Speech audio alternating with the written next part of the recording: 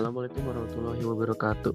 Berjumpa kembali dengan saya, Kuku, di edisi Agenda 1 hari ketiga Latsar CPNS ATR BPN tahun 2025. Tentunya pada kesempatan kali ini, saya ingin menyampaikan sedikit refleksi pengalaman belajar saya dengan fokus pada pengelolaan konflik kepentingan dan internalisasi budaya integritas dalam lingkungan ASN.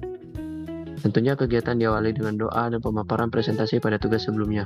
Proses pembelajaran tentunya berlangsung interaktif melalui pemaparan materi, diskusi, dan contoh kasus nyata yang relevan dengan kondisi sektor publik. Selama mengikuti pembelajaran, saya merasa semakin sadar akan pentingnya integritas pribadi, dikarenakan konflik kepentingan seringkali muncul secara tidak sadar dalam pelaksanaan tugas sebagai seorang ASN. Tentunya materi utama yang saya pahami pada agenda hari ini yaitu terkait dengan konsep konflik kepentingan, di mana kondisi ketika kepentingan pribadi berpotensi mempengaruhi objektivitas dan netralitas dalam pengambilan keputusan.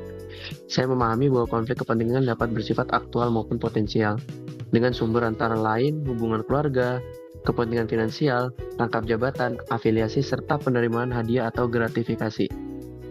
Di sisi lain, saya memahami bahwa proses pengolahan konflik kepentingan yang meliputi identifikasi, deklarasi, pengendalian, pengawasan, dan apresiasi. Saya juga memahami pentingnya internalisasi budaya bebas konflik kepentingan melalui pelatihan, sosialisasi, bimbingan, serta keteladanan pimpinan sebagai role model dalam membangun tata kelola pemerintahan yang bersih dan akuntabel.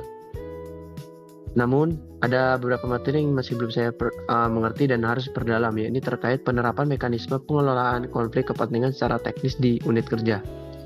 Khususnya dalam situasi abu-abu yang memerlukan pertimbangan etika dan moral.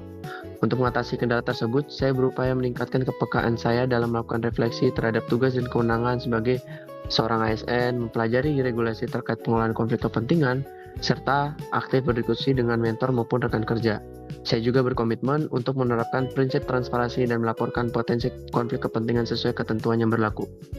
Sebagai penutup, pembelajaran agenda 1 hari ketiga ini menegaskan bahwa pengelolaan konflik kepentingan merupakan bagian penting dari sikap dan perilaku bela negara bagi seorang ASN. Dengan menjaga integritas, transparansi, dan akuntabilitas, saya meyakini kepercayaan publik dapat terjaga dan pelayanan kepada masyarakat dapat dilaksanakan secara profesional dan berkeadilan. Terima kasih, sampai jumpa di agenda selanjutnya. Wassalamualaikum warahmatullahi wabarakatuh.